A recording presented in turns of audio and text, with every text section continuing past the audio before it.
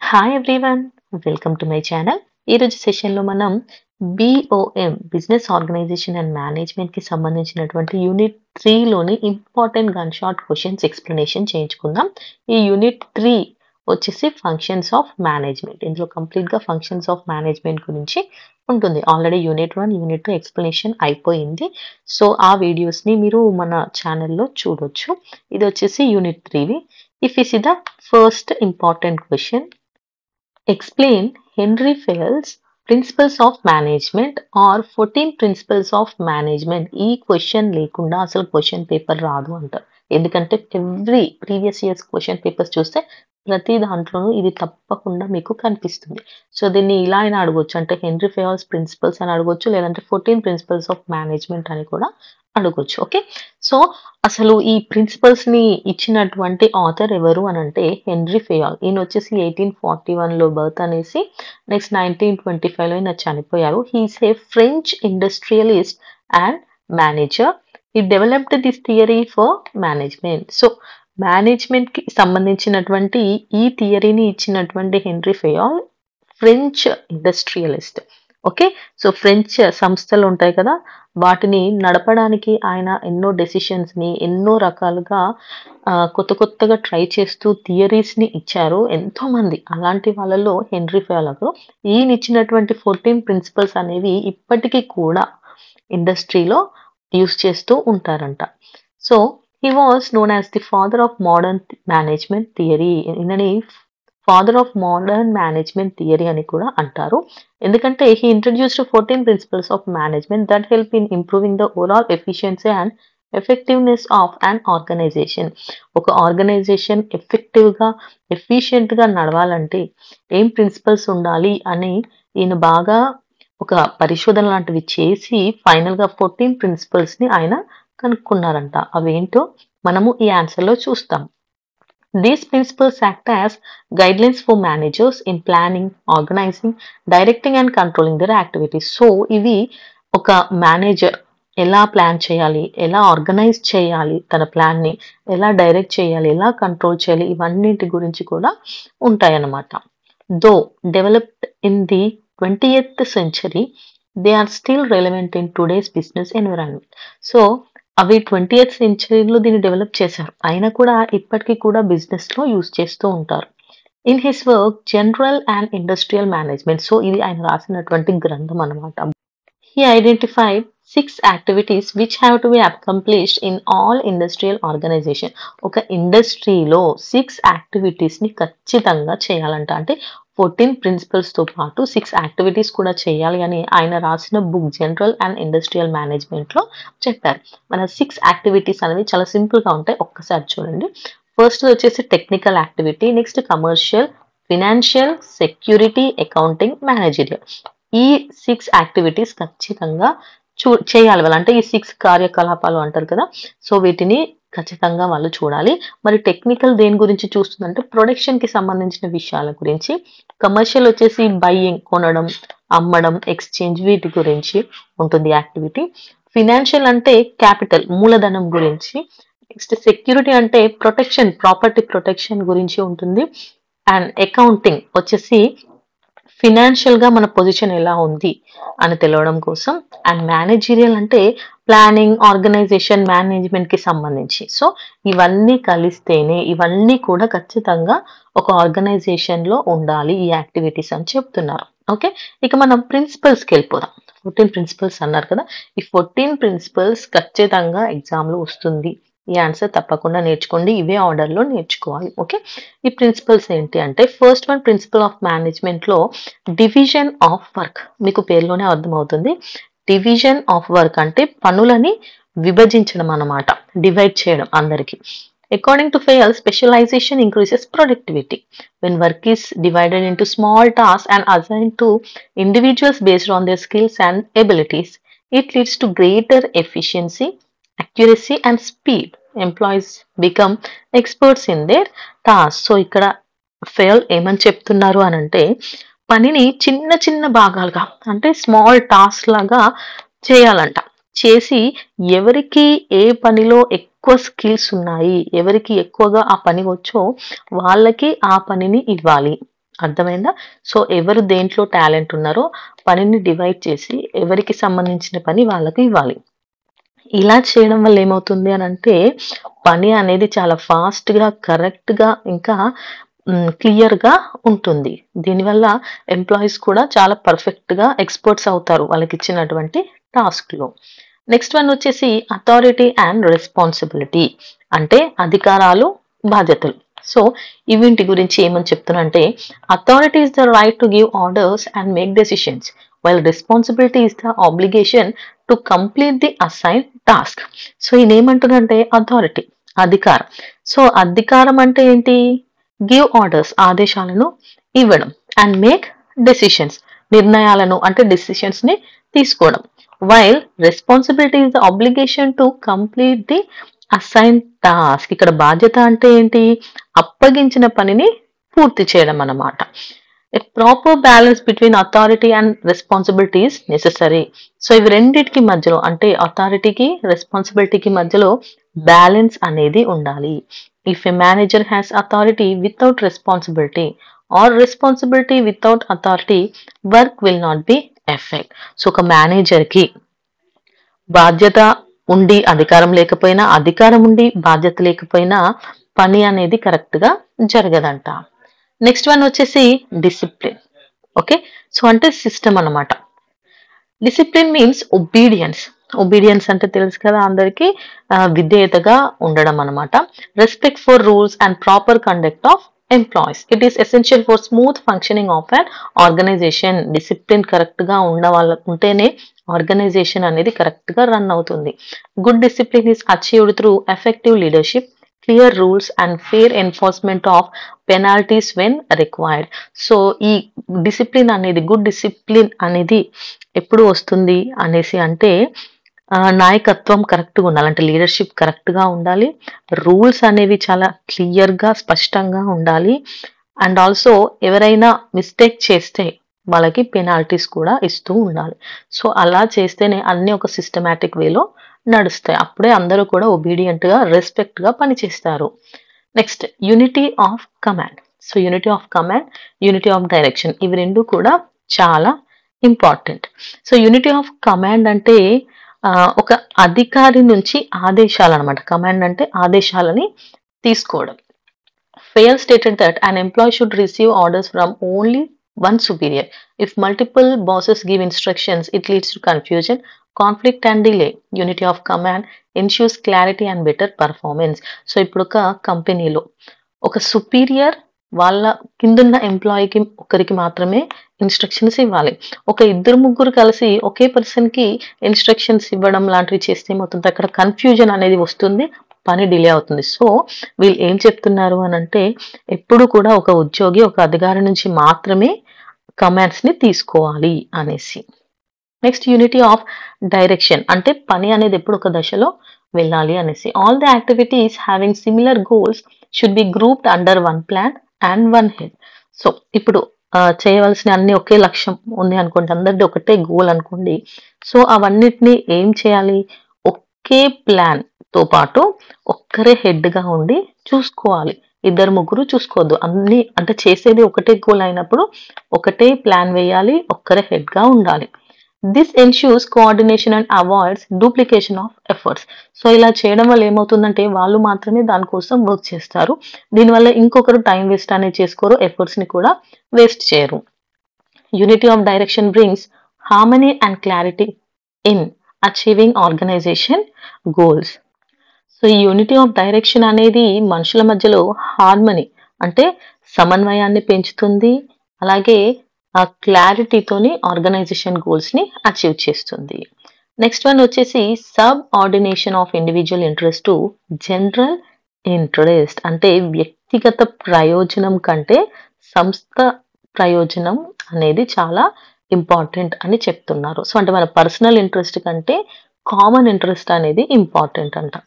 The organization's interest should always be given higher priority than the individual interest of employees. ఎప్పుడు కూడా organisation కి ఏం కావాలి, ఏం ముఖ్యం అనేది ఫస్ట్ చూడాలి.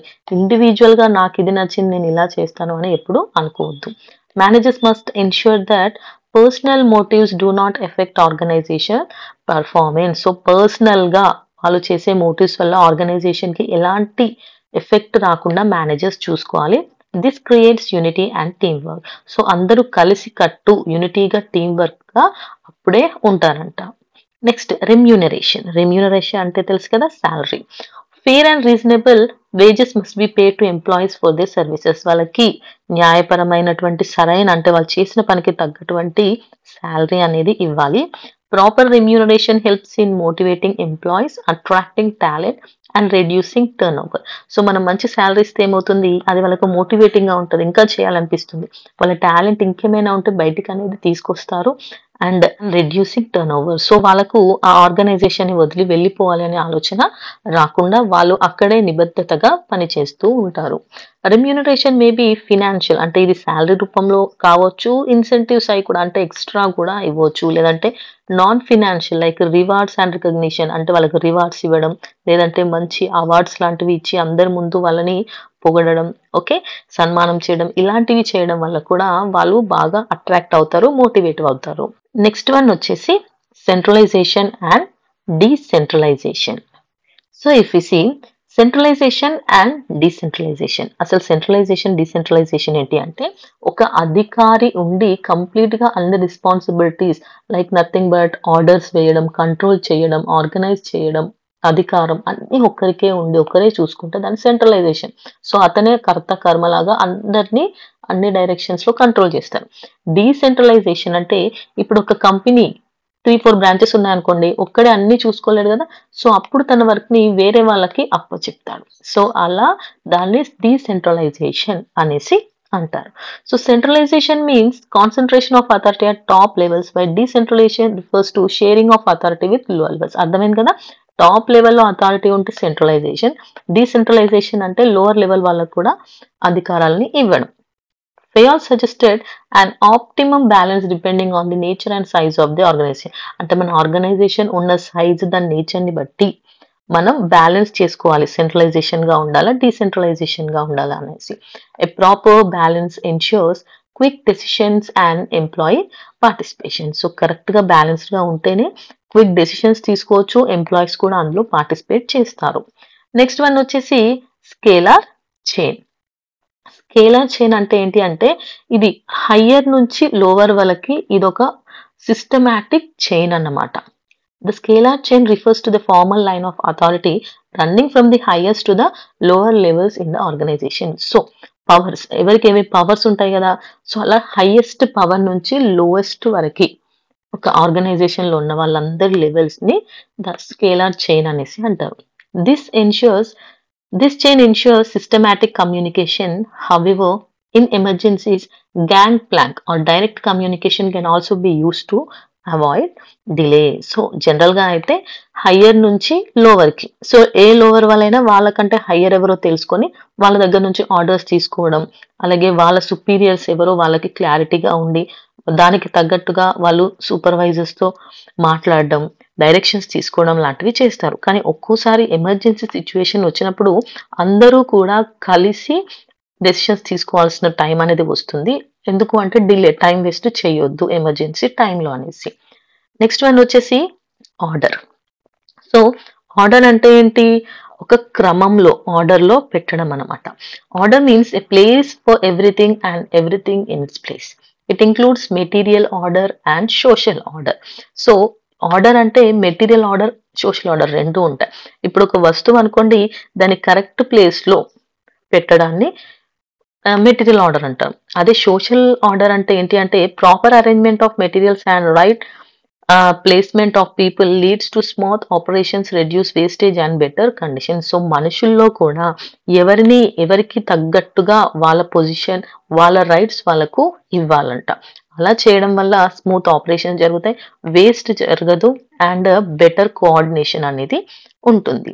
నెక్స్ట్ వన్ వచ్చేసి equity. Equity means nothing but సమానత్వం.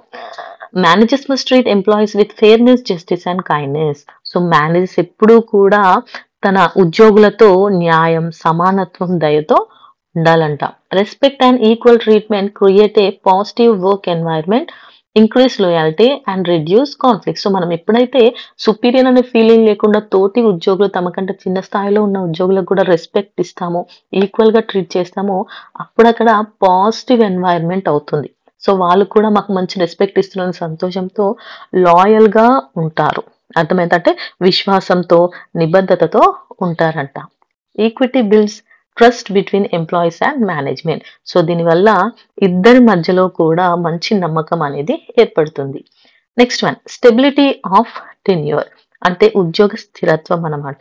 Frequent transfer are turn over of employees effect efficiency. So ఎప్పుడు ఉద్యోగుల్ని మనం మారుస్తూ ఉండడం వల్ల ఏమవుతుంది అంటే అక్కడ నష్టం అనేది జరుగుతుందంట వర్క్‌కి. Employees need sufficient time to learn and settle in there jobs. So కొత్తగా ఎంప్లాయ్ అయిన వాళ్ళకైనా సరే, ఎవరికైనా సరే వాళ్ళకిచ్చిన వర్క్‌ని వాళ్ళు కొత్తగా ఏమైనా ఇస్తే నేర్చుకొని ఆ జాబ్‌లో సెట్ అయ్యేలాగా చూడాలి. అంతేకాని ఎప్పుడు వాళ్ళు కరెక్ట్‌గా చేయట్లేదు ఇంకొకరిని మారుస్తూ వెళ్ళొద్దు. Job security and stability increases moral, reduce training cost and improve performance. So అలా ఊరికే మనం మారుస్తూ ఉంటే వాళ్ళకి మళ్ళీ మళ్ళీ ట్రైనింగ్ ఇవ్వాలి. అలా ట్రైనింగ్ కాస్ట్ అనేది మనకు వేస్ట్ అవ్వచ్చు. సో అలా ఏం వేస్ట్ అవ్వద్దు అనంటే వాళ్ళకు జాబ్ సెక్యూరిటీ ఇవ్వాలంటే మీకేం కాదు, మీరు ఇక్కడే ఉంటారు అనే ఒక నమ్మకం వాళ్ళకు ఇవ్వడం వల్ల వాళ్ళు స్టేబుల్‌గా ఉండేసరికి ఏమవుతుందంటే వాళ్ళకు ఆ పని గురించి కంప్లీట్ నాలెడ్జ్ అనేది పెరుగుతుంది. దీనివల్ల వాళ్ళకు ఎక్స్‌పీరియన్స్ కూడా పెరుగుతుంది. నెక్స్ట్ వన్ వచ్చేసి initiative. Employees should be encouraged to take initiative by suggesting new ideas, improvements and innovative methods. So employees కి కూడా అవకాశం ఇవ్వాలి. కొత్త ఐడియాస్ ఏమన్నా ఉంటే, ఇంప్రూవ్మెంట్స్ కి సంబంధించినటువంటి ఇన్నోవేటివ్ మెథడ్స్ ఉంటే చెప్పడానికి వాళ్ళకు అవకాశం ఇవ్వాలి. When employee feels valued their creativity increase. ఎప్పుడైతే మనం వాళ్ళకు రెస్పెక్ట్ ఇచ్చి వాళ్ళ మాటలకు, వాళ్ళ సజెషన్స్ కి వాల్యూ ఇస్తామో దాంతో వాళ్ళ క్రియేటివిటీ ఇంకా పెరుగుతుంది. Initiative leads to higher motivation and better organisational development. So దీనివల్ల ఏమవుతుంది అంటే అది ఆ సంస్థకి మంచి డెవలప్మెంట్ గా యూస్ అవుతుందంట. నెక్స్ట్ వన్ వచ్చేసి ఎస్పిరిట్ డే కార్ప్స్. సో ఇదేంటి అని అంటే ఇదొక సంఘాత్మక భావం అన్నమాట. This principle refers to the spirit of unity, team work and mutual cooperation among employees. So ఇక్కడ ఆర్గనైజేషన్ లో ఉన్నటువంటి ఎంప్లాయీస్ అందరి మధ్యలో యూనిటీ అంటే ఐక్యత, టీమ్ వర్క్ అంటే ఒకరితో ఒకరు కలిసి వర్క్ చేయడం అండ్ మ్యూచువల్ కోఆపరేషన్. సో ఇవింటి గురించి చెప్తుంది. అవి ఖచ్చితంగా ఉండాలి అంట. Manager should promote team spirit and reduce misunderstanding. వాళ్ళ మధ్యలో ఎంప్లాయీస్ మధ్యలో మిస్అండర్స్టాండింగ్స్ ఉన్నా కూడా మేనేజర్స్ వాటిని రెడ్యూస్ చేయాలి. A harmonious team achieves organization goals more effectively. A team అయితే కలిసి కరెక్ట్ గా వర్క్ చేయగలుగుతుందో అలాంటి వాళ్ళ మధ్యలో గొడవలు ఉండవు అండ్ దానివల్ల వర్క్ కూడా చాలా సాఫీగా జరిగిపోయి ఎఫెక్టివ్ అంటే మంచి మనకు కావాల్సినటువంటి వర్క్ ని వాళ్ళు ఈజీగా ఇవ్వగలుగుతారు. So conclusion, Fayol's 14 principles are universal in nature and provide a strong foundation for modern management practices. So ఇవి కంప్లీట్ గా యూనివర్సల్. ఎందుకు అని అంటే అందరికీ ఉపయోగపడతాయి కాబట్టి వీటి యూనివర్సల్ అనేసి అంటున్నారు. These principle helps manager in planning, decision making, maintaining discipline, motivating employees and achieving organisational efficiency. So దీనివల్ల ఏమవుతుంది, మేనేజర్స్ ఒక ప్లానింగ్ అంటే ప్రణాళికను వేసుకోవడం, డెసిషన్స్ అంటే నిర్ణయాలను తీసుకోవడం, మెయింటైనింగ్ డిసిప్లిన్ అంటే నియంత్రణ, నెక్స్ట్ మోటివేటింగ్ ఎంప్లాయీస్ ఉద్యోగులకి మంచి మోటివేషన్ ఇవ్వడం అండ్ అచీవింగ్ ఆర్గనైజేషనల్ ఎఫిషియన్సీ. ఇవన్నింటినీ ఎఫిషియెంట్ గా అచీవ్ చేయొచ్చు. Even today, organizations follow these guidelines to ensure smooth and effective management. ఇప్పటికీ కూడా చాలా వరకు ఆర్గనైజేషన్స్ ఈ 14 ప్రిన్సిపల్స్ ఆఫ్ మేనేజ్మెంట్ ని చూస్తున్నారు. సో ఈ 14 ప్రిన్సిపల్స్ మనకు గుర్తుండాలనేసి నేను ఒక చిన్న స్టోరీ రాశాను చూడండి. సో ఈ స్టార్టింగ్ వర్డ్స్ తో మీరు వాటిని గుర్తుపట్టాలి. ఏంటి అంటే దివ్య అండ్ దీప ఊర్లో ఉన్న సంతలో రెడ్ కలర్ శారీ ఒకటి ఏరుకొని సాయంత్రం ఇంటికి వెళ్ళారు. సో ఫస్ట్ దివ్యలో డి ఉంది కదా, సో ఈ డి అంటే డివిజన్ ఆఫ్ వర్క్ అంట. ఏ అంటే అథారిటీ అండ్ రెస్పాన్సిబిలిటీ అనేసి. నెక్స్ట్ ఈ దీపలో డి అనేది డిసిప్లిన్, ఊర్లో అంటే యూనిటీ ఆఫ్ కమాండ్, నెక్స్ట్ ఉన్న unity of direction, next S అంటే subordination of individual interest to general interest, next red లో R వచ్చేసి రెమ్యూనరేషన్, కలర్ లో C వచ్చేసి సెంట్రలైజేషన్ అండ్ డిసెంట్రలైజేషన్, నెక్స్ట్ శారీలో S వచ్చేసి స్కేలార్ చైన్, నెక్స్ట్ ఒకటిలో O వచ్చేసి ఆర్డర్, నెక్స్ట్ ఏరుకొని అంటే ఇది చాలా మరీ తెలంగాణ లాంగ్వేజ్ లోనే యూజ్ చేశాను కొన్ని, సో ఇక్కడ సిచ్యువేషన్ రావాలి అనేసి. ఈక్విటీ, ఈ అంటే ఇక్కడ ఈక్విటీ, నెక్స్ట్ ఎస్ సాయంత్రం, ఎస్ వచ్చేసి స్టెబిలిటీ, ఐ ఇంటికి వచ్చేసి ఇనిషియేటివ్, నెక్స్ట్ ఎల్లారు, వెళ్ళారు కాదు ఇక్కడ ఎల్లారు అనేసి తెలుగు మన తెలంగాణ లాంగ్వేజ్ యూజ్ చేశాను. So esprit de corps. Okay, so ఈ ఫస్ట్ వర్డ్స్ వల్ల మీరు కరెక్ట్ ఆర్డర్ లో వాటిని రాయగలుగుతారు అనేసి నేను ఈ చిన్న ఫ్రేజ్ ఇచ్చాను. మీకు నచ్చితే మీరు దీన్ని యూజ్ చేసుకోవచ్చు, లేదు అంటే మీరు ఓన్ గా కూడా రాసుకోవచ్చు. ఓకే, నెక్స్ట్ ఆన్సర్ లోకి మనం ఇంకా వెళ్ళిపోదాం. సో ఇది వచ్చేసి second important answer from this unit. So functions of management. So functions of management అని అడిగినప్పుడు ఏం చేయాలి, మేనేజ్మెంట్ గురించి మనం ఫస్ట్ రాసి తర్వాత ఫంక్షన్స్ గురించి రాయాలి. సో అసలు మేనేజ్మెంట్ అంటే ఏంటి చూడండి. Management is the function of guiding, directing and unifying human efforts and activities for the accomplishment of given task. అంటే మనకి ఇచ్చిన టాస్క్ ని పూర్తి చేయడం కోసం మేనేజ్మెంట్ ఏం చేస్తుంది అని అంటే ఒక గైడ్ చేయడం, అక్కడ ఉన్న ఎంప్లాయీస్ ని వాళ్ళకి డైరెక్షన్స్ ఇవ్వడం అండ్ అందరూ కలిసికట్టుగా హ్యూమన్ ఎఫర్ట్స్ పెట్టి చేసి ఒక టాస్క్ ని కంప్లీట్ చేస్తే దాన్ని మేనేజ్మెంట్ అని అంటారు. Management implies the pooling of material resources and organizational efforts of many individuals to be directed and guided towards the attainment of business goals. So ఇది కూడా సేమ్, అదే ఏమని చెప్తుంది అంటే పూలింగ్. సో ఇక్కడ అన్ని మిక్స్ అవుతున్నాయి. ఏంటి, మనిషి యొక్క శ్రమ, అలాగే రిసోర్సెస్, ఓకే మెటీరియల్స్. మనం ఇప్పుడు ఎలాంటి బిజినెస్ చేస్తున్నా, మనం చేసే వ్యాపారం ఉంటుంది కదా, సో దాన్ని బట్టి మనకు ఏమేం అవసరం ఉంటాయి రిసోర్సెస్ అవి, అలాగే మనుషుల యొక్క శ్రమ రెండు కలిపి మనం బిజినెస్ గోల్స్ ని అచీవ్ చేయడమే management. Hence, manager has to think, plan, guide and direct the operations in a systematic sequence to achieve the expected results. So manager ఏం చేయాలి, ఆలోచించడం, ఓకే ఒక ప్రణాళికని వేసుకోవడం, ప్లాన్ చేయాలి, ఆ ప్లాన్ ని గైడ్ చేయాలి, డైరెక్ట్ చేయాలి, అలా ఆపరేషన్స్ అన్నిటినీ కంప్లీట్ చేస్తేనే రిజల్ట్స్ అనేవి సక్సెస్ఫుల్ గా వస్తాయంట. The nature and significance of management can be better understood by studying its function. So ఇక్కడ మనకి మేనేజ్మెంట్ గురించి తెలియాలి అంటే దాని ఫంక్షన్స్ ఒక్కసారి చూద్దాం. సో ఇక్కడ ఫంక్షన్స్ చూసుకుంటే the important functions are as follows. First function వచ్చేసి ప్లానింగ్. ప్లానింగ్ అంటే తెలుసు కదా, మనం కూడా ఏదైనా చేయాలి అంటే ముందు అసలు ఏం చేయాలో ప్లాన్ చేసుకుంటాం. సో దాన్నే ప్రణాళిక వేసుకోవడం అనేసి అంటారు. Planning is the first and most important function of management. So first function ఏంటి అని అంటే ప్లానింగ్ అంట. ఇది చాలా ఇంపార్టెంట్ పని అంట. It involves deciding in advance what to do, how to do, when to do and who should do it. So ఏంటి అంటే ముందే డిసైడ్ అవ్వడం, ఒక పనిని ఎవరు చేయాలి, ఎలా చేయాలి, ఎప్పుడు చేయాలి, ఎవరు చేస్తే బాగుంటుంది, అసలు ఏం చేయాలి, ఇవన్నింటినీ మనం ముందే ప్రణాళిక వేసుకోవడం. It is a process of setting organizational goals and developing strategies to achieve them. So ఇది ఏం చెప్తుందంటే మన ఆర్గనైజేషన్ కు ఉంటాయి కదా కొన్ని గోల్స్ అనేవి, అది రీచ్ కావాల్సిన టార్గెట్స్, ఎంప్లాయీస్ కి ఇచ్చినటువంటి వర్క్ ఉంటుంది కదా, సో అది అని ప్రాసెస్ ని ఎలా చేయాలి, దానికి ఎలా సెట్ చేయాలి అండ్ డెవలప్ చేయడానికి ఏం చేయాలనేది చెప్తుంది. Planning helps in forecasting the future, identifying alternatives and selecting the best course of action. So planning చేయడం వల్ల ఓకే ముందు రాబోయే ప్రాబ్లమ్స్ ఏమైనా ఉంటే ముందే మనం ఫోర్కాస్ట్ చేయొచ్చు.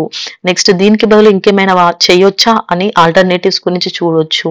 నెక్స్ట్ బెస్ట్ ఏది అని యాక్షన్ తీసుకోవాలంటే ముందు ప్లాన్ చేసుకోవాలి, డైరెక్ట్ గా యాక్షన్ చేయొద్దు.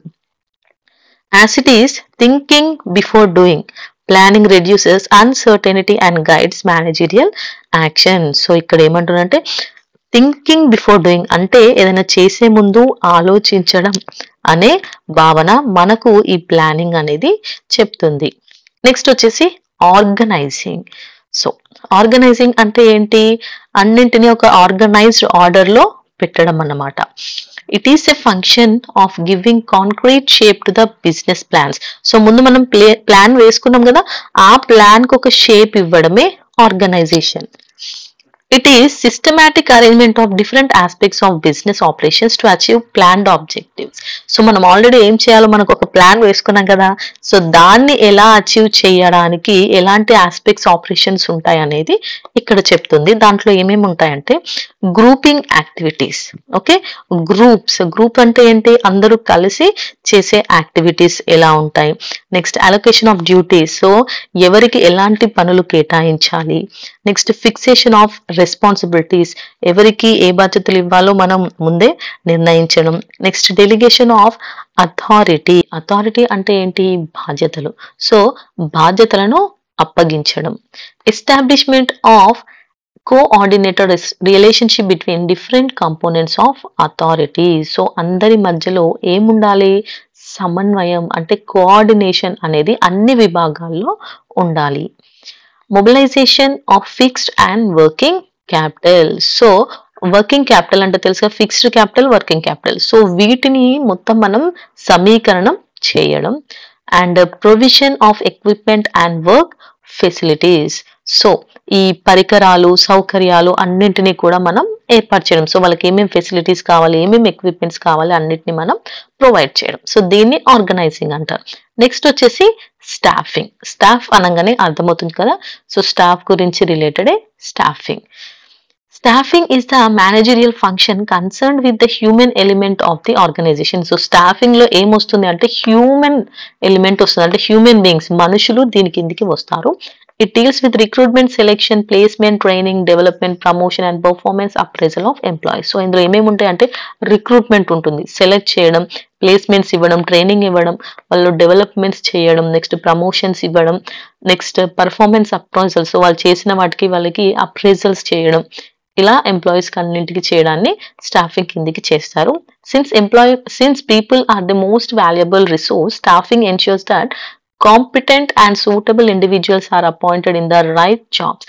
సో స్టాఫింగ్ అనేది చాలా ఇంపార్టెంట్ కాబట్టి వాళ్ళ యొక్క క్యాపబిలిటీని బట్టి వాళ్ళకు ఏది సూట్ అవుతుందో, ఓకే, వాళ్ళకి సూట్ అయినటువంటి జాబ్స్, రైట్ జాబ్స్ లో వాళ్ళని అపాయింట్ చేయాలి. Proper staffing increases productivity and builds a strong workforce. So మనం కరెక్ట్ వర్క్ ఎవరికి వచ్చో వాళ్ళకి ఆ వర్క్ ని ఇవ్వడం వల్ల ఏమవుతుంది అని అంటే అక్కడ వర్క్ అనేది స్ట్రాంగ్ గా ఉంటుంది, ప్రొడక్షన్ అనేది ఎక్కువగా ఉంటుంది. నెక్స్ట్ వచ్చేసి డైరెక్టింగ్. సో డైరెక్ట్ అంటే డైరెక్షన్స్ ని ఇవ్వడం అన్నమాట. Directing is the function of guiding, inspiring, leading and supervising employees to achieve organizational goals. So first plan వేసుకున్నాం, ఓకే, ప్లాన్ అయిపోయింది. ప్లాన్ తర్వాత ఏం చేసినాం? ఆర్గనైజ్ అంటే ఎవరికి ఏ పనులు ఇవ్వాలి అని ఆర్గనైజ్ చేసాం. నెక్స్ట్ స్టాఫ్ లో ఎవరికి ఏ వర్క్ ఇవ్వాలో వాళ్ళని రైట్ ప్లేస్ లో కూర్చోబెట్టాం. ఇప్పుడు మనం దిశానిర్దేశం అన్నమాట, వాళ్ళకు ఏం చేయాలి అనేది గైడ్ చేస్తాం, వాళ్ళని ఇన్స్పైర్ చేస్తాం, వాళ్ళని లీడ్ చేసి సూపర్వైజ్ చేస్తాం, అంటే చేసే పనులు కరెక్టా లేదా అనేసి ఆ ఎంప్లాయీస్ చుట్టూ మనం గైడింగ్ లాగా ఉంటాం అన్నమాట. It involves issuing orders and instructions, motivating the employees, communicating effectively and providing leadership. So ఇందులో మనం ఆర్డర్స్ ఇవ్వడం ఉంటుంది, ఇన్స్ట్రక్షన్స్ కూడా ఇస్తాం ఎలా చేయాలి అనేసి. మోటివేట్ చేయాలి, లేదంటే వాళ్ళలో ఉన్నటువంటి స్కిల్స్ అనేవి బయటికి రావు. కమ్యూనికేటింగ్ ఎఫెక్టివ్లీ, సో వాళ్ళతో చక్కగా కమ్యూనికేట్ అవ్వాలి. సుపీరియర్, ఇన్ఫీరియర్ అనే భావన అక్కడ చూపించొద్దు. అండ్ ప్రొవైడింగ్ లీడర్షిప్ అంటే లీడర్ లాగా వాళ్ళకి ఎప్పుడు కూడా మనం సూపర్వైజ్ చేస్తూ హెల్ప్ చేయాలి, మోటివేట్ చేయాలి, డైరెక్ట్ చేయాలి. Directing helps to convert plans into action by ensuring that employee work enthusiastically and efficiently. So ఈ డైరెక్టింగ్ వల్ల ఏమవుతుంది? మనం చేసిన ప్లాన్ అనేది యాక్షన్ లోకి వస్తుంది.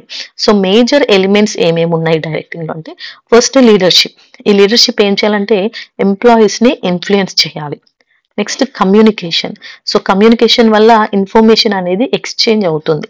మోటివేషన్ ఉండాలి, ఎంకరేజ్ చేయాలి అక్కడున్న ఎంప్లాయీస్ ని. అండ్ సూపర్విజన్, అందరినీ అబ్జర్వ్ చేయాలి, గైడ్ చేయాలి వాళ్ళ వర్క్ పర్ఫార్మెన్స్ ని బట్టి. సో ఇవన్నీ ఇంపార్టెంట్. నెక్స్ట్ వచ్చేసి controlling. Controlling is the process of ensuring that actual performance conforms to planned performance. So actual గా వాళ్ళకున్న పర్ఫార్మెన్స్ ఉంటుంది కదా, దీన్ని ఆ పనితీరుని, ఫస్ట్ వాళ్ళకు ఉన్నటువంటి పనితీరుని మనం ప్లాన్డ్ పర్ఫార్మెన్స్, మనం ఏం ప్లాన్ చేసామో దానికి తగ్గట్టుగా మనం మార్చడం అన్నమాట. It measures the performance, compares it with standards, identifies deviations and takes corrective actions. So దీని ప్రకారం ఇది చేస్తుంది, ఏం చేస్తుంది అని అంటే మనం అసైన్ చేసినటువంటి టాస్క్ ఎంప్లాయీస్కి ఎలా వెళ్ళాలి, ఏ స్టాండర్డ్లో ఉండాలి, మళ్ళీ ఎక్కడేమైనా మిస్టేక్స్ ఉంటే వాటిని కరెక్ట్ చేయడం, వాళ్ళు డీవియేట్ అంటే డైవర్ట్ అవ్వకుండా చూడడం లాంటివి అన్ని కంట్రోలింగ్ కిందికి వస్తుంది. Control is closely linked with planning because without clear objectives control is not possible. So control planning తోని కొంచెం లింక్ అవుతుంది. ఎందుకంటే కంట్రోల్ చేయాలి అంటే అసలు క్లియర్గా మనకు ఆబ్జెక్టివ్స్ తెలియాలి, అప్పుడే కంట్రోల్ అనేది పాసిబుల్ అవుతుంది. సో దీంట్లో కూడా కొన్ని స్టెప్స్ ఇందులో ఉన్నాయంట. ఏంటి అంటే steps of controlling include. So ఇందులో ఏమేం ఇంక్లూడ్ అయ్యాయి అని చూస్తే సెట్టింగ్ పర్ఫార్మెన్స్ స్టాండర్డ్స్, అంటే ఏ ఉద్యోగి ఏ పనిని ఎలా చేయాలి అనేదాన్ని ముందుగానే నిర్ణయించడం అన్నమాట. Next measuring actual performance. So ఒక ఉద్యోగి తన పర్ఫార్మెన్స్, తనకి ఎంత సామర్థ్యం ఉంది అనేసి ముందుగానే మెషర్ చేసుకోవడం. Comparing actual performance with standard. So వాళ్ళకు ఉన్నటువంటి వాళ్ళకున్న కెపాసిటీని సో మనకు కావాల్సినటువంటి ఎంతవరకు అయితే వర్క్ కావాలో ఆ పనిని రెండింటిని కంపేర్ చేయడం. అండ్ ఫైండింగ్ డీవియేషన్స్, రెండింటికి మధ్యలో ఉన్న తేడాని గుర్తించడం. And taking corrective action, so వాటిని సరిదిద్దే చర్యలని తీసుకోవడం. Controlling is forward looking because it helps manager avoid future mistakes by learning from the past. Controlling అంటే నథింగ్ బట్ పాస్ట్ మిస్టేక్స్ నుంచి నేర్చుకొని ఫ్యూచర్ గురించి ముందు జాగ్రత్త పడడమే కంట్రోలింగ్. ఓకే, సో ఇక్కడ ఒక్కసారి చూడండి. Luther Gulick summarize the functions of management using the word. So ఈయన ఏం చేశారంటే ఈ ఫంక్షన్స్ అన్నిటిని ఒక కోడ్ లాగా ఇచ్చారు. ఏంటి అంటే POSDCORB, పోస్ట్ కాప్ అనేసి గుర్తుపెట్టుకోండి. P for planning, POS, P for planning, O for organizing, S for staffing, D for directing, CO వచ్చేసి coordinating, R reporting, B budgeting. మీకు అనిపించవచ్చు ప్లానింగ్, ఆర్గనైజేషన్, స్టాఫింగ్, డైరెక్టింగ్ తర్వాత కంట్రోలింగ్ కదా అని. సో ఇక్కడ ఈ కోఆర్డినేటింగ్, రిపోర్టింగ్, బడ్జెటింగ్ ఇవి మూడు కూడా కంట్రోల్ కిందికే వస్తాయి. ఓకే, సో ఇవి మూడు వచ్చేసి కంట్రోలింగ్ కిందికే వస్తాయి, సేమ్ అన్నమాట ఇవి కూడా. సో ఇవి వచ్చేసి టోటల్ ఫంక్షన్స్ ఆఫ్ మేనేజ్మెంట్. కావాలంటే చూడండి ఒకసారి. రిపోర్టింగ్, బడ్జెటింగ్, కంట్రోలింగ్ అంటే ఈ మూడు కూడా usually included under the broad function of controlling. So ఈ కంట్రోలింగ్ కిందకే కోఆర్డినేటింగ్, రిపోర్టింగ్ అండ్ బడ్జెటింగ్ వస్తాయి. సో గుర్తుపెట్టుకోండి, పాస్ అనొచ్చు, లేదంటే పాజ్డ్ కార్బ్ అనేసి యూజ్ చేసుకోండి. పాజ్డ్ కార్బ్ అనేసి మీరు షార్ట్ కట్ గా గుర్తుపెట్టుకోండి. ఓకే, ఇంకా మనం నెక్స్ట్ ఆన్సర్ లోకి వెళ్ళిపోదాం. సో నెక్స్ట్ ఇంపార్టెంట్ క్వశ్చన్ వచ్చేసి levels of management. So levels of management అంటే ఇక్కడ మేనేజ్మెంట్ ఒక లెవెల్స్ కాబట్టి మనం ఏం చేయాలంటే మేనేజ్మెంట్ గురించి ఫస్ట్ ఖచ్చితంగా ఇంట్రొడక్షన్ ఇవ్వాలి. ఇచ్చిన తర్వాత ఈ ఆన్సర్ ని రాయండి.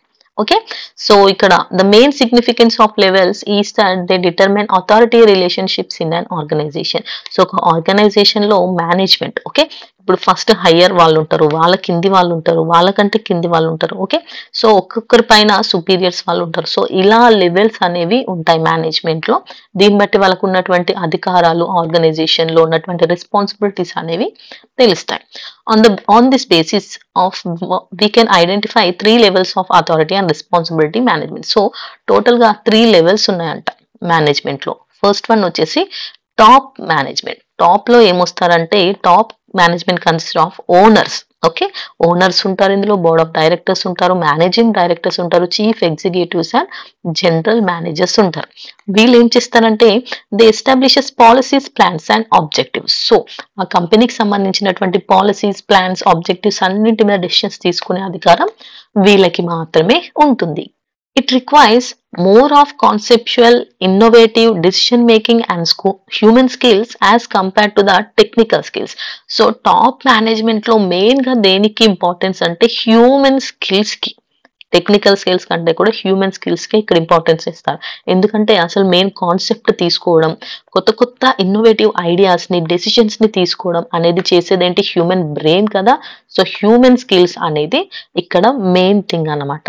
So the main function of this top management, వీళ్ళు చేసే ఫంక్షన్స్ ఏంటి అని చూస్తే determining the objectives or goals of the enterprise. So వాళ్ళ కంపెనీ యొక్క గోల్స్ ఏంటి అనేసి ఫస్ట్ డిటర్మైన్ చేయడం. Next framing policies and making plans to achieve the objectives laid. So తర్వాత ఏం చేస్తారు, పాలసీస్ పెడతారనమాట. సో ఇలాంటి ప్లాన్స్ వేయడం అనమాట. వాళ్ళు అనుకున్నటువంటి ఆ గోల్ కి ఆర్ ఆబ్జెక్టివ్ కోసం పాలసీస్ అండ్ ప్లాన్స్ అనేవి వేస్తారు. Setting up and organisational framework. So next ఒక ఫ్రేమ్ వర్క్ లాగా ఫ్రేమ్ చేస్తారు, ఆర్గనైజేషన్ ని సెట్ చేస్తారు. Next assembling the resources of money, material, machines and methods. So ఇప్పుడు వాళ్ళ ఆబ్జెక్టివ్ రీచ్ కావాలంటే ఏం కావాలి, మనీ కావాలి, మనుషులు కావాలి, మెటీరియల్ కావాలి, మెషిన్స్ కావాలి, మెథడ్స్ కావాలి. వాటన్నింటినీ అసెంబుల్ చేస్తారు, ఒక దగ్గర తీసుకొస్తారు. Excising effective control. సో అన్నింటినీ తమ కంట్రోల్తో వాటిని ఒక ఆర్గనైజ్డ్ పద్ధతిలో అమలు చేస్తారనమాట. Providing overall leadership. So complete leadership బాధ్యత అనేది టాప్ మేనేజ్మెంట్ లోనే ఉంటుంది. సో ఎవరు ఏం చేసినా అక్కడ లీడర్షిప్ ఉన్నది ఎవరు అంటే ఇక్కడ టాప్ మేనేజ్మెంట్ లో ఉన్నటువంటి వీళ్ళు మాత్రమే. సో వీళ్ళకి పూర్తి అధికారం ఉంటుంది లీడర్షిప్ గా. నెక్స్ట్ వచ్చేసి middle management. So middle management అంటే ఏంటి అంటే this level of management is basically concern with the task of implementing the policies and plans laid down by the top management. So ఇందాక టాప్ మేనేజ్మెంట్ వాళ్ళు చేసినటువంటి plans, policies ఉన్నాయి కదా, so వాటిని implement చేసేది ఎవరు అని అంటే ఈ మిడిల్ లెవెల్ వాళ్ళు. It works as a necessary link between the top management and lower level or operating management. So ఈ మిడిల్ మేనేజ్మెంట్ ఏం చేస్తుందంటే ఈ మెయిన్ హెడ్ వాళ్ళకి మధ్యలో, నెక్స్ట్ లోవర్ అంటే ఆపరేషన్స్ చేసే వాళ్ళు ఉంటారు కదా, చేసే వాళ్ళకి మధ్యలో ఉండేది middle management. Middle management can be further classified into senior middle management కూడా ఉంటారంట దీన్ని సపరేట్ గా చేస్తే. అందులో ఎవరు ఉంటారంటే consisting of functional heads such as production manager, marketing manager, finance manager, ఇలాంటి వాళ్ళందరినీ సీనియర్ మిడిల్ మేనేజ్మెంట్ కిందికి తీసుకొస్తారు. And the junior middle management, ఇందులో ఎవరెవరు ఉంటారు అంటే డివిజనల్ అండ్ సెక్షనల్ ఆఫీసర్స్ ఉంటారు, డిప్యూటీ మేనేజర్స్, బ్రాంచ్ మేనేజర్స్, వీళ్ళందరూ దీని కిందికి వస్తారు. సో ద ఇంపార్టెంట్ ఫంక్షన్స్, వీళ్ళ యొక్క ఫంక్షన్స్ ఏంటి మిడిల్ మేనేజ్మెంట్ అంటే, see here, interpreting the policies framed by top management. So top management policies ని ఫ్రేమ్ చేస్తుంది కదా, సో వాటిని ఇంటర్ప్రిట్ చేయడం అంటే వాటిని అర్థం చేసుకోవడం మరియు వాటికి వివరణ ఇవ్వడం. Preparing the organisational setup in the respective departments. So తమ విభాగాల్లో అంటే డిపార్ట్మెంట్స్ లో వాళ్ళు ఏం చేస్తారు అంటే నిర్మాణానికి కావాల్సినవన్నీ సిద్ధం చేసుకుంటారన్నమాట. Selecting suitable operative and supervisory personnel. So ఆ వర్క్ కి, ఆపరేషన్ కి తగ్గటువంటి సూట్ అయినటువంటి వర్కర్స్ ని ఆర్ ఎంప్లాయీస్ ని సెలెక్ట్ చేయడం. And assigning duties and responsibilities for timely execution of plans. So assign చేసిన వాళ్ళు, సెలెక్ట్ చేసిన వాళ్ళు ఉంటారు కదా, సో వాళ్ళకి ఏ వర్క్, ఏ రెస్పాన్సిబిలిటీ ఇవ్వాలనే దాన్ని వాళ్ళకి వర్క్ ని కేటాయించడం. Next compiling and issuing instructions to the supervisors under their control. So వాళ్ళ కంట్రోల్లో ఉన్న సూపర్వైజర్స్ కి ఇన్స్ట్రక్షన్స్ ఇవ్వడం అన్నమాట. Next motivating personnel to achieve higher productivity. So మంచి ఈల్డ్, ప్రొడక్షన్ రావాలంటే ఏం చేయాలి, వాళ్ళని ఎప్పుడు మోటివేట్ చేస్తూ ఉండాలి. Coordinating with other departments. So వేరే డిపార్ట్మెంట్స్ తో కూడా మనం కోఆర్డినేషన్ తో ఉండాలి. Running of the entire organisation so as to ensure a smooth. So ఒక డిపార్ట్మెంట్ ఇంకో డిపార్ట్మెంట్ తో కలిసి ఉండేలా చూసుకోవాలి, అప్పుడే ఆర్గనైజేషన్ అనేది సక్సెస్ఫుల్ గా, స్మూత్ గా రన్ అవుతుంది. Next collecting information and reports on performances. So అక్కడ జరిగిన పర్ఫార్మెన్స్, వాళ్ళ వర్క్ ఏంటి అనేది ఎప్పటికప్పుడు రిపోర్ట్స్ అండ్ ఇన్ఫర్మేషన్ గ్యాదర్ చేసుకోవాలి. Next reporting off to top management. So వాళ్ళకు వచ్చిన ఈ రిపోర్ట్ ని టాప్ వాళ్ళకి అందించాలి. Making recommendations to top management for the better implementation of plans and policies. So recommendations అనమాట, టాప్ మేనేజ్మెంట్ కి రికమెండేషన్స్ చేయడం. సో దీన్ని ఇంప్లిమెంట్ చేయాలంటే ఇంకా బెటర్ ప్లాన్స్ అండ్ పాలసీస్ ఇంకేమైనా కావాలా అనేసి వాళ్ళకి రికమెండ్ చేయడం. సో ఇది వచ్చేసి మిడిల్ మేనేజ్మెంట్ చేస్తుంది. నెక్స్ట్ ఇంకా లోవర్ ఆన్ ఆపరేటింగ్ మేనేజ్మెంట్ గురించి చూద్దాం. It is the lowest level of hierarchy of management. So అన్నిటికంటే లోయెస్ట్ ఏంటి అని అంటే ఇదే, దీని operating management. So complete last stage లో ఇంకా వర్కర్స్ ఎవరెవరు ఉంటారో అవన్నీ ఇందాక అయిపోయిన వాళ్ళు కాకుండా మిగిలిన అందరూ కూడా లోవర్ ఆపరేటింగ్ మేనేజ్మెంట్ కిందకి వస్తారు. They are actual operations are responsible of this level of management. నిజమైన ఆపరేషన్స్ వాళ్ళకి కావాల్సిన ఈల్డ్ ఆర్ ప్రొడక్షన్ కావాలంటే అది ఇక్కడే జరుగుతుంది. It consist of superintendent, supervisors and foremen who are in the direct touch with the rank and file of workers. So ఇక్కడ complete superintendents ఉంటారు, supervisors, foreman ఉండి వాళ్ళు వర్కర్స్ తో టచ్ లో ఉండి వర్క్ ని చేపిస్తూ ఉంటారు. Although the work of operating management may be technical, they still carry on the functions of management. So వాళ్ళకి టెక్నికల్ వర్క్ కే బాధ్యత అయినా కూడా మేనేజ్మెంట్ చూసుకోవాలంటే వాళ్ళకి కిందున్న వాళ్ళకి ఇచ్చిన వర్క్ కరెక్ట్ అవుతుందో లేదో వీళ్ళు కూడా చూసుకోవాలి. They pass on the introductions of the middle management to the workers and translate the plans of the management into short range operating plans. So top వాళ్ళు ఇచ్చింది మిడిల్ వాళ్ళ నుంచి ఈ లోయర్ వాళ్ళు ఇన్ఫర్మేషన్స్ ని తీసుకొని దాన్ని వాళ్ళ దగ్గర ఉన్నటువంటి వర్కర్స్ అందరికీ చెప్తారు. They also involve in the process of decision making. So ఒక్కోసారి డెసిషన్ మేకింగ్ లో కూడా వీళ్ళు ఇన్వాల్వ్ అవుతారు. They have to get the work done through the workers. వీళ్ళు వర్కర్స్ తోని వర్క్ చేయిస్తారు. They assign specific job to the workers, evaluate their performances and report to the middle level management. So work ని ఎవరికి ఇవ్వాలో వాళ్ళకి specific గా assign చేస్తారు. Okay, next వాళ్ళ పర్ఫార్మెన్స్ ఎలా ఉందో ఒకసారి చూసి దాన్ని బట్టి ఆ రిపోర్ట్ ని మిడిల్ లెవెల్ కి పంపిస్తారు. All the functions of management, namely planning, organizing, directing and controlling are also performed by lower level management but in varying degrees. So మనం ఫంక్షన్స్ చూసుకున్నాం కదా, ఫంక్షన్స్ ఆఫ్ మేనేజ్మెంట్ అని, ప్లానింగ్, ఆర్గనైజింగ్, డైరెక్టింగ్, కంట్రోలింగ్ ఇవన్నీ. So అవన్నింటిని perform చేసేది lower level మేనేజ్మెంటే అంట. మనకు short గా ఇలా ఉంది చూడండి. సో దీన్ని బట్టి మీరు ఈజీగా ఆన్సర్ రాసుకోవచ్చు. First top level, middle level, lower level. Top level ఏం చేస్తుంది? Thinks and makes decisions. Okay, ఆలోచించి డెసిషన్స్ తీసుకుంటుంది. వీళ్ళు ఏం చేస్తారు? ప్లాన్ చేసి ఆర్గనైజ్ చేస్తారు వర్క్ ని. వీళ్ళు execute and supervise daily work. So ఇలా జరుగుతుంది. నెక్స్ట్ ఇందులో ఎవరెవరు ఉంటారు? Board of directors, CEO, managing directors. మరి మిడిల్ లెవెల్లో department managers and branch managers. Lower లెవెల్లో supervisors, foremen and team leaders. Okay, so ఇవన్నీ వచ్చేసి షార్ట్ గా అన్నమాట. ఓకే, సో ఇంకా మనం నెక్స్ట్ క్వశ్చన్ లోకి వెళ్ళిపోదాం. సో నెక్స్ట్ ఇంపార్టెంట్ క్వశ్చన్ వచ్చేసి, what is scientific management? What are the elements or techniques or principles of scientific management? ఇది కూడా చాలా చాలా ఇంపార్టెంట్ క్వశ్చన్స్. నేను టోటల్ 4 ఇచ్చాను ఈ యూనిట్ నుంచి. ఈ 4 కూడా చాలా ఇంపార్టెంట్వి. ఓకే, సో అసలు సైంటిఫిక్ మేనేజ్మెంట్ అంటే ఏంటి అనేసి అడుగుతున్నారు. సో సైంటిఫిక్ మేనేజ్మెంట్ అంటే దాని పేరులోనే ఉంది చూడండి. The name itself indicate that scientific management means the application of science to the management. Science ని మేనేజ్మెంట్ కి అప్లై చేయడమే సైంటిఫిక్ మేనేజ్మెంట్ అంట. So third scientific management implies the following factors. So అందులో ఈ ఫాలోయింగ్ ఫ్యాక్టర్స్ ని imply చేస్తుంది. Finding the best method of doing particular piece of work. So ఒక particular work ని ఏ బెస్ట్ మెథడ్ యూజ్ చేస్తే చేయొచ్చు బాగా ఈజీగా అనేసి. Finding out minimum time required to complete the standard of work. So ఇలా సైంటిఫిక్ మేనేజ్మెంట్ వల్ల తక్కువ టైంలో మనం వర్క్ ని కంప్లీట్ చేయడం ఎలా అని తెలుసుకుంటాం. Selection of proper worker and giving them required training. So ఎవరికి ఏ వర్క్ కరెక్ట్ సూట్ అవుతుందో వాళ్ళకు దాన్ని అసైన్ చేసి ట్రైనింగ్ ఇవ్వడం. Giving and incentive to the workers to work by giving bonus and reward. So incentives అంటే వర్కర్స్ కి ఎక్కువ మనం ఇన్సెంటివ్స్ ఇస్తే ఏమవుతుంది అంటే బోనస్ల లాగా, రివార్డ్స్ లాగా ఇవ్వడం వల్ల వాళ్ళకు కూడా మోటివేషన్ అనేది ఉండి ఎక్కువ పని అనేది చేస్తారు. సో దీనికి సంబంధించినటువంటి డెఫినిషన్స్ కొన్ని ఉన్నాయి చూడండి.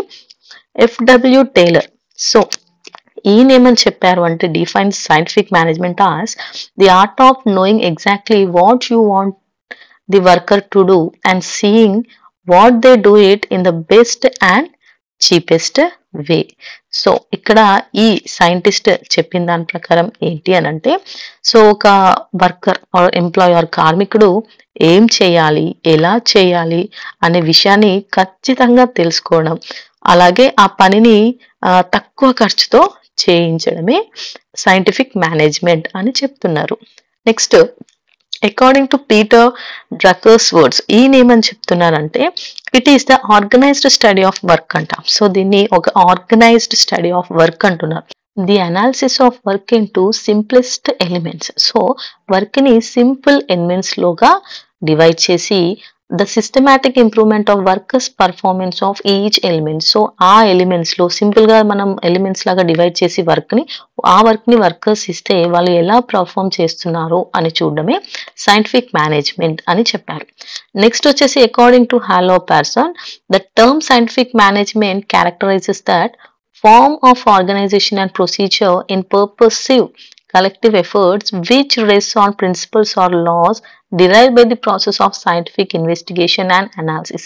సో వీళ్ళు ఏం చెప్తారంటే సింపుల్ గా ఈ సైంటిఫిక్ మేనేజ్మెంట్ అనేది ఒక సాంప్రదాయ పద్ధతుల ఆధారంగా కాకుండా instead of traditional or on policies determined empirically and casually by the process of trial and error.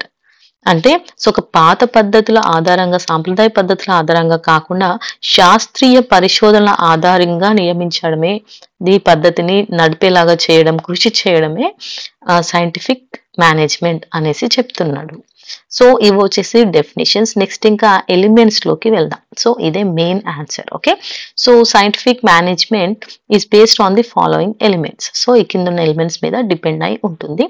These elements make the science in scientific management. So దీనివల్ల ఏమవుతుందంటే సైన్స్ మేనేజ్మెంట్ లో కలుస్తుంది, ఎలా యూజ్ చేస్తారు అనేది మనం ఇక్కడ తెలుసుకోవచ్చు. ఫస్ట్ వచ్చేసి సైంటిఫిక్ ఇన్వెస్టిగేషన్. ఇన్వెస్టిగేషన్ అంటే ఏంటి? పరిశోధన చేయడం అన్నమాట. So the success of scientific management depends upon the experimentation to a great content. Constant experimentation leads to efficiency and avoidance of waste. Experimentation has to be carried on about. So వీళ్ళు ఏం చెప్తున్నారంటే first scientific investigation చేయాలి అంట. అంటే ఏం చేయాలి? Experiment చేయాలి, పరిశోధ అనేది చేయాలి, ప్రయోగాలు చేయాలి. అలా చేస్తే మనకు కరెక్ట్ ఎగ్జాక్ట్ ఎఫిషియంట్ అవుట్పుట్ అనేది వస్తుంది, వేస్ట్ అనేది ఉండదు. సో ఈ ఎక్స్పెరిమెంట్ ఎలా చేయాలి అంటే టైం మీద చేయాలి, మోషన్ మీద చేయాలి, ఫ్యాటిక్ స్టడీ. సో ఈ మూడింటి మీద మనం ఎక్స్పెరిమెంట్స్ చేయాలి. సో టైం స్టడీలో మీద ఎలా ఎక్స్పెరిమెంట్ చేస్తారు అంటే this study consist of ascertaining the time required for performing a piece of work with the help of a stopwatch. So ఒక పీస్ ఆఫ్ వర్క్ ని అందరికి ఇచ్చేసి ఎవరు ఆ వర్క్ ని ఎంత టైంలో చేయగలుగుతున్నారో చూడాలి. సో దాన్ని బట్టి మనకు యావరేజ్ ఆ వర్క్ కి ఎంత టైం పడుతుందో తెలుస్తుంది. The standard time is arrive. So దాన్ని బట్టి యావరేజ్ టైం దానికి ఎంత పడుతుందో మనకు క్లారిటీ వస్తుంది. నెక్స్ట్ మోషన్ స్టడీ అంటే this is the study of movement of worker involved in performing an operation to find out whether any movement can be eliminated to save the time or modified to yield the greater output without much strain or fatigue. So ఒక employee ఒక work ని చేయడానికి ఒక worker ఎన్నిసార్లు move అవుతున్నాడు, అతను ఏమేం చేస్తున్నాడు, అతని మోషన్ మొత్తం అంటే మూమెంట్ మొత్తం మనం అబ్జర్వ్ చేయడం. సో అబ్జర్వ్ చేసినప్పుడు అందులో అవసరం లేని మూమెంట్ ఏదైనా ఉందా, సో దాన్ని తీసేయడం వల్ల టైం సేవ్ అవ్వచ్చు, అతనికి స్ట్రెస్ అనేది స్ట్రెయిన్ అనేది తగ్గొచ్చు. So moving cameras and video system can be used for this purpose. దీనికోసం మనం ఏం చేయొచ్చు, కెమెరాస్ ని కానీ వీడియోస్ ఉంటాయి కదా, వీడియో సిస్టమ్స్ ని కానీ నథింగ్ బట్ సీసీ కెమెరాస్ ఇలాంటి వాటిని మనం యూజ్ చేసుకోవచ్చు. అదే టైంకి అయితేనేమో స్టాప్ వాచ్ ని యూజ్ చేస్తాం. నెక్స్ట్ ఫ్యాటిక్ స్టడీ అంటే అలసట యొక్క స్టడీ గురించి చూస్తే under the study it will be found out that how long a period of rest should be and at what intervals the rest should be given. So ఎంతసేపు ఒక work కి rest ఇవ్వాలంటే ఒక పర్సన్ కి rest ఇవ్వాలి and ఎంత gap లో ఎంత టైం గ్యాప్ లో ఇంటర్వెల్స్ లో ఆ రెస్ట్ ఇవ్వాలి అనేసి స్టడీ అన్నమాట. This study meant for preventing physical as well as mental fatigue at the same time improving productivity. So వాళ్ళు బాగా స్ట్రెయిన్ అయ్యి స్ట్రెస్ అయి ఉంటే ఏమవుతుంది, వాళ్ళు వర్క్ సరిగ్గా చేయలేరు. కాబట్టి వాళ్ళకు ఏ టైంలో ఎంత గ్యాప్లో ఇంటర్వెల్లో మనం బ్రేక్ ఇస్తే వాళ్ళకి రెస్ట్ దొరుకుతుంది, దానివల్ల వాళ్ళకు ఫిజికల్ అండ్ మెంటల్ రిలాక్సేషన్ అనేది వస్తుంది, దానివల్ల ప్రొడక్షన్ అనేది ఇంప్రూవ్ అవుతుందంట. సో ఇది వచ్చేసి మనకు సైంటిఫిక్ ఇన్వెస్టిగేషన్. నెక్స్ట్ వన్ వచ్చేసి planning and scientific allotment of work. So planning చేయడం. ఓకే, సో ప్లానింగ్ అంటే మనం ఆల్రెడీ ఇందాక కూడా చూసుకున్నాం, ఖచ్చితంగా ఫంక్షన్స్ లో ఇది కూడా ఉంటుంది. Planning is the responsibility of executive manager with the help of the production engineer. So production engineer అలాగే ఎగ్జిక్యూటివ్ మేనేజర్ ఇద్దరికి దీంతో బాధ్యత ఉంటుంది ప్లానింగ్ కి. It must be planned as what has to be done, how it has to be done, and when and where it has to be done. So దీని ప్రకారం ఏంటంటే ఏం చేయాలి, ఎలా చేయాలి, ఎప్పుడు ఎక్కడ ఆ పనిని చేయాలి అనేది ప్లాన్ చేసుకుంటారు. It has to be undertaken extensive successful scientific experimentation and psychological test to find out the abilities of the workers must suitable to the jobs. దీనికోసం ఏం చేయాలి అంటే మనం సైంటిఫిక్ ఎక్స్పెరిమెంట్స్ అలాగే సైకలాజికల్ టెస్ట్ చేయాలి. దాన్ని బట్టి ఏ వర్కర్కి ఎలాంటి వర్క్ సూట్ అవుతుందో చూడాలన్నమాట. A worker may be perform the job efficiently if it suits his taste and capacity or capability. So ఒక వర్కర్ తనకు బాగా వచ్చిన ఇష్టమైన పని అయితే చాలా ఎఫెక్టివ్ గా చేస్తాడు. అందుకే సో ఎవరికి ఏ పని సూట్ అవుతుందో చూసి వాళ్ళకు అది ఇవ్వాలి. thus allot right job to the right worker. సరైన పనిని సరైన వ్యక్తికి మనం ఇవ్వాలన్నమాట. నెక్స్ట్ వచ్చేసి scientific selection training and remuneration of workers. Personnel department, which is separately organized for the purpose of selection of workers, will recruit persons to suit the needs of job. Scientific training given to them will avoid the wrong methods of doing the job. So వీళ్ళు ఏం చేస్తారంటే ఇక్కడ ఈ personal department ఉంటుంది. వీళ్ళు ఏం చేస్తారంటే ఎవరు వర్కర్స్ ని సెలెక్ట్ చేసి రిక్రూట్ చేస్తారు, వాళ్ళకి జాబ్స్ ని ఇస్తారు. సో ఈ సైంటిఫిక్ ట్రైనింగ్ ఇవ్వడం వల్ల మనం ఏమవుతుందంటే ఎవరికి ఏ వర్క్ ఇవ్వాలో దాన్ని కరెక్ట్ గా ఇస్తాం, రాంగ్ గా మనం ట్రైనింగ్ అనేది ఇవ్వము. Adoption of proper method of remuneration and wage incentives has been the main content of Taylorism. So ఎప్పుడు కూడా రెమ్యూనరేషన్ అండ్ వేజెస్ ఇన్సెంటివ్స్ ఇలాంటివన్నీ కరెక్ట్ గా ఇవ్వాలంటే వాళ్ళ పని శ్రమకు తగ్గట్టుగా ఇవ్వాలి. He himself advocates different piece rate system. So ఈ విషయాన్ని చెప్పింది ఎవరు అంటే టైలర్ చెప్పారు. సో ఈయన ఏమంటున్నారంటే ఒక్కొక్క వర్క్ కి ఒక్కొక్క కాస్ట్ అంటే రేట్ ఉంటుంది అనేసి చెప్తున్నారు. నెక్స్ట్ వచ్చేసి standardisation. So, after systematic studies with regard to time, motion, fatigue, proper planning of task and its allotment, scientific selection and training and adoption of suitable remuneration, it must see that proper standardization is achieved in respect of materials, machines and equipment and working condition. So, time, motion, fatigue ఇవన్నీ ఇందాక చెప్పుకున్నాం కదా. Proper planning చేసాం, allotment చేసాం, training ఇవ్వడం, వాళ్ళకి suitable remuneration ఇవ్వడం, ఇదంతా అయిపోయిన తర్వాత అప్పుడు వస్తుంది ప్రాపర్ స్టాండర్డైజేషన్. సో దీని మెయిన్ ఏంటి అంటే ఇక్కడ కావాల్సిన మెటీరియల్ అనేది like machines, equipments, working conditions ఇవన్నీ కరెక్ట్ గా ఉన్నాయా లేదా అనేసి చూస్తారన్నమాట. Next functional foremanship. Okay, so ఈ ఫంక్షనల్ ఫోర్మాన్షిప్ అంటే టైలర్ ఏమని చెప్తున్నారంటే functional foremanship is effective supervision under the scheme. So ఇది చాలా ఎఫెక్టివ్ అంట. The task of supervision is divided into 8 specialized function. So ఈ టాస్క్ ని 8 గా డివైడ్ చేస్తారు. 4 functions at planning level are entrusted to the foreman known as route clerk, instruction card clerk, time and cost clerk and shop disciplinarian. The other foremans are gang boss, speed boss, repair boss and inspector. So ఇలా 8 గా divide అయ్యి work ని వాళ్ళు complete గా divide చేసేస్తారంట. Next cost accounting. So cost accounting అంటే లెక్కల అంటే ఖర్చుల యొక్క లెక్కలు అన్నమాట. A systematic cost accounting should necessarily be included in the scheme of scientific management with which cost of production and cost control is achieved. So systematic cost control వల్ల ఏమవుతుంది అనంటే ఇది ఎప్పుడైతే సైంటిఫిక్ మేనేజ్మెంట్ ని యూజ్ చేస్తుందో అప్పుడు production cost అనేది తక్కువ మనం కంట్రోల్ చేయగలుగుతాం. Next mental revolution.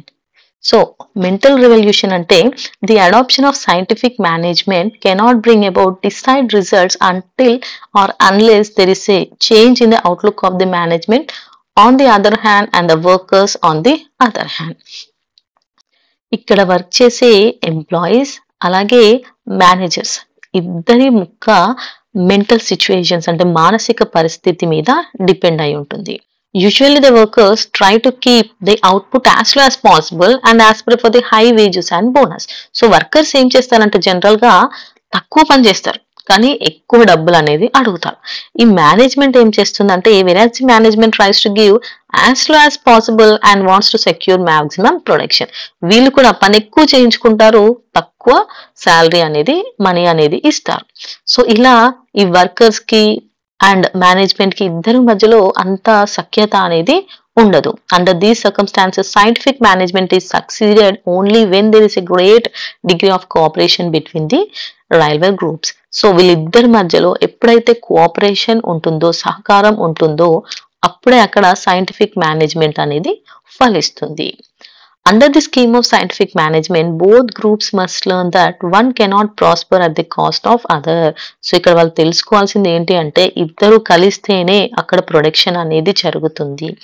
This sort of change in to the outlook of both parties will be mental revolution. So ఇలా ఒకరి మీద ఒకరికి ఉండే ఈ డిఫరెంట్ ఒపీనియన్స్ అండ్ వాళ్ళ బిహేవియర్స్ ఉంటాయి చూసారా, దీన్ని మెంటల్ రెవల్యూషన్ అని అంటారు. సో ఇది వచ్చేసి సైంటిఫిక్ మేనేజ్మెంట్ అండ్ దీని ప్రిన్సిపల్స్ ఆర్ ఎలిమెంట్స్ గురించి కంప్లీట్ అయిపోయింది.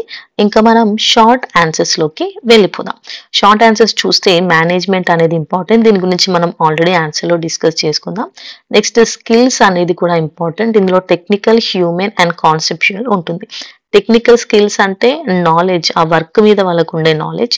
హ్యూమన్ స్కిల్స్ అంటే హ్యూమన్ బీయింగ్స్ యొక్క బిహేవియర్ లో గురించి ఉండడం. నెక్స్ట్ కాన్సెప్చువల్ అంటే కాన్సెప్ట్స్ ఆర్ ఐడియాస్ గురించి స్కిల్స్ ఉండడం. నెక్స్ట్ లెవెల్స్ ఆఫ్ మేనేజ్మెంట్, ఇది ఆల్రెడీ మనం క్వశ్చన్ కూడా చదువుకున్నాం కాబట్టి జస్ట్ ఓన్లీ షార్ట్ గా రాయండి షార్ట్ క్వశ్చన్స్ లో ఒకవేళ మళ్ళీ వస్తే.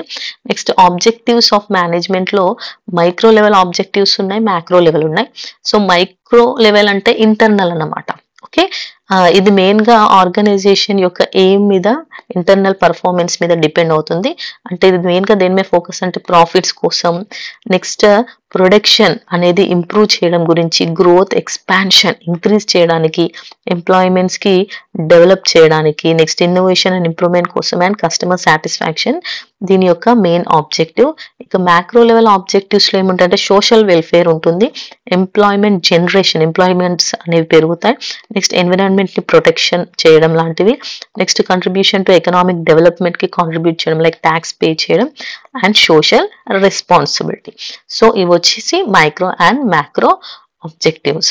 సో ఇవి long and short answers. Okay, so మనం నెక్స్ట్ యూనిట్ తో మళ్ళీ కలుసుకుందాం. See you all, bye by.